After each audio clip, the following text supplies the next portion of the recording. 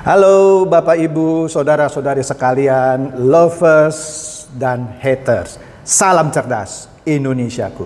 Jumpa lagi kita pada kesempatan kali ini. Bagi Anda semua yang belum subscribe channel saya, silakan subscribe channel saya. Tekan loncengnya agar Anda dapat notifikasi setiap kali saya mengupload video-video saya. Oke, pada kesempatan kali ini saya akan melanjutkan bahasan saya dari yang sebelumnya, yaitu proses legalisasi yang sedang terjadi di SWI, Satgas Waspada Investasi, yang diketuai oleh Pak Tonggam Lumban Tobing. Oke, menariknya di sini, seperti yang sudah saya ulas di video saya yang sebelumnya, sejak Rabu lalu muncul berita-berita yang seakan-akan mengindikasikan VTube itu sudah legal. Padahal dokumennya itu lagi diteliti oleh pihak SWI. Jadi kan mereka diminta berubah, ya kan? Ada 5 syarat, ya. Pak Tonggam sudah mengakui, kita asumsi benar lah. Dari 5, 3 syaratnya sudah dipenuhi. Tinggal 2 lagi, yaitu misalnya tidak boleh ada member get member lagi untuk yang iklan, ya. Kemudian misalnya lagi tidak boleh lagi ada jual beli VIP, ya kan? Ya, kalau Anda mau bagi penghasilan, bagi saja dari pendapatan iklan Anda kepada penonton iklannya, bukan seperti fast track gitu ya, bintang 1, 2, 3, 4, 5, 6 sehingga bintang 7-nya pening, ya. Itu kan jelas sudah diungkapkan oleh Pak Tonggam waktu talk show menjelang akhir Februari lalu. Jadi pihak VTube bekerja keras nih sekarang nih, ya, yang mana sebelumnya dia menyembunyikan semua fakta. Dari mulai fakta diblokir, dia bilang sedang maintenance gitu ya, perlu 2 minggu. Kemudian ketika diturunkan dari Play Store, dia bilang itu mereka sengaja private atau tidak dimunculkan begitu ya. Ya banyak aja lah gitu ya cipua-cipuanya. Padahal itu jelas sudah diturunkan, ya. Setelah pernyataan Pak Tonggam bilang enggak, itu kami yang minta turunkan melalui Kominfo. Sudah diem dah tuh yang namanya para pemain VTube dan leadernya. Oh memang diturunkan kok, masih ilegal. Jadi sekarang tinggal 2 syarat lagi yang terus diminta oleh SWI, yang katanya sih sudah diberikan, tetapi sedang diteliti.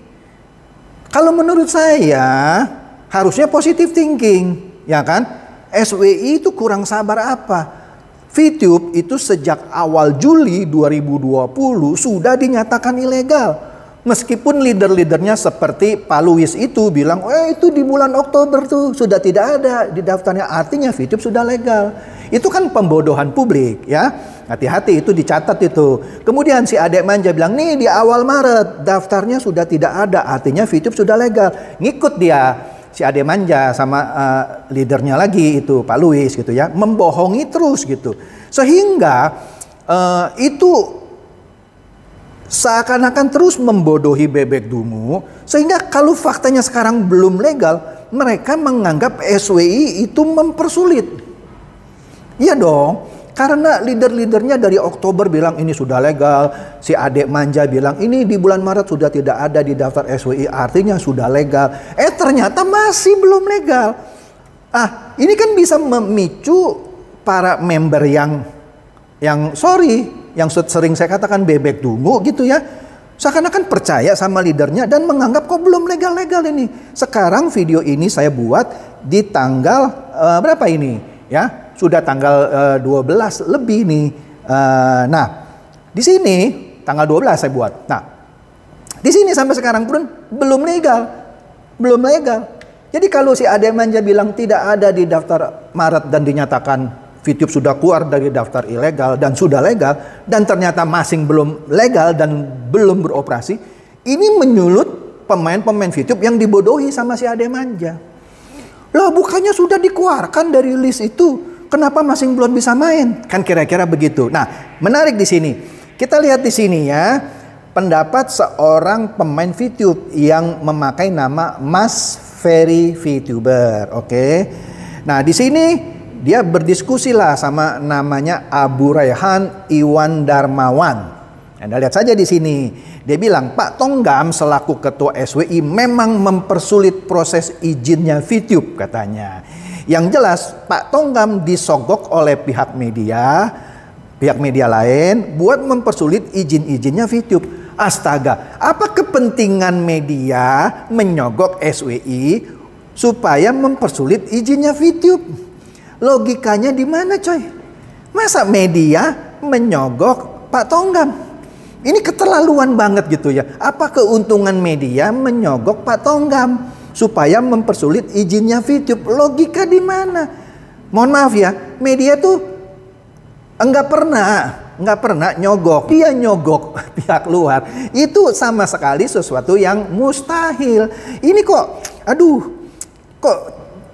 bisa-bisanya bilang Pak Tonggam jelas disogok oleh pihak media lain buat mempersulit izin-izinnya VTube. Ini kurang ajar menurut saya. Ini kurang ajar. Harusnya ini ditindak. Ya, saya tidak tahu lah bagaimana nanti pihak SWI menindaklanjuti fitnahan seperti ini. Jangan-jangan fitnahan seperti ini malah mempersulit proses legalisasinya VTube. Saya malah prihatin loh. Ya, kan saya sudah katakan ya, kalau VTube itu benar-benar bagus, saya dukung. Kalau benar-benar VTube itu bisa mensejahterakan rakyat, seperti kata Pak Tonggam, saya dukung. Malah kan sudah saya katakan di salah satu video saya, kalau benar bagus nih, someday saya undang VTube di talk show saya. Silakan leader yang mana bicara. Kalau VTube sudah legal dan benar, ternyata bisa mensejahterakan. Yang sekarang tidak mensejahterakan, itu makan uang bebek dungu. Siapa yang makan? Leader. Ketika bebek dungu itu jual VP-nya. Jelaslah Pak Tonggam juga bilang, VTube itu adalah multi level tipu menipu. Lihat, dengar videonya Pak Tonggam. Bukan saya yang ngomong dan juga sudah saya bahas. Oke, kita lanjut. Kalau sampai berlarut-larut mempersulit, siap-siap demo berdarah besar-besaran. Hebat ini ya, hebat banget gitu ya. Mau demo besar-besaran, demo berdarah katanya. 17 juta member di VTube. Wah, seakan-akan ada 17 juta member di VTube, siap demo besar-besaran berdarah. Hebat ya ini para pemain VTube gitu ya, membuat demo besar-besaran berdarah pula. Mengerahkan 17 juta member. Lu tahu dari mana sih coy ada 17 juta? Banyak yang bodong, banyak yang itu ganda. Ya kan? Nah, VTube jaya selamanya, terserah. Tapi di sini Anda bisa kena undang-undang ITE. Selain undang-undang ITE, bisa kena perbuatan tidak menyenangkan. Iya, ganda loh. Ganda ini bisa tuntutannya berlapis. Kena undang-undang ITE sekaligus kena tindak pidana perbuatan tidak menyenangkan karena memfitnah. Dua loh. Ini tuntutannya berlapis. Dan jangan-jangan kalau ini menjadi sesuatu yang menyebalkan buat SWI, ya bisa-bisa nggak dikasih tuh proses stempel legal. Karena kan salah satu syarat itu yang katanya 3 sudah dipenuhi, salah satunya sudah menertibkan komunitas kan. Ini kan nggak tertib. Jadi bisa mundur gitu. Yang sudah memenuhi cuma 2, yang belum 3, mampus kan? Mampus banget dah. Karena kan 3 syarat yang sudah diakui, sudah dipenuhi, yaitu VTube katanya sudah bisa menertibkan kan komunitasnya. Ini nggak tertib, malah memfitnah SWI. Oke? Jadi di sini jelas ya bahwa VTube itu benar-benar itu sudah merusak sebenarnya. Serius, ini kan jadi merusak. Ini merusak kan, sehingga orang bisa punya pikiran ekstrim. Malah menuduh Pak Tonggam disogok sama media massa. Astaga, dari mana bisa punya ide demikian?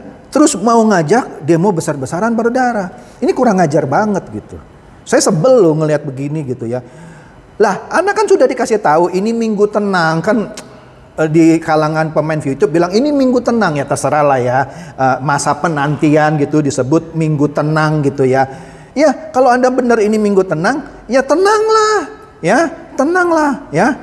Jangan nyebar-nyebar fitnah seperti ini, ya. Anda malah bisa jadi semakin sulit. Oke?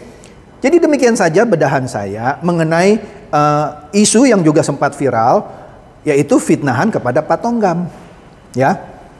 Semoga bahasan saya ini mencerahkan, dan silakan share kepada teman-teman dan kerabat Anda. Semoga ini juga bisa mencerahkan mereka. Seperti biasa, terima kasih.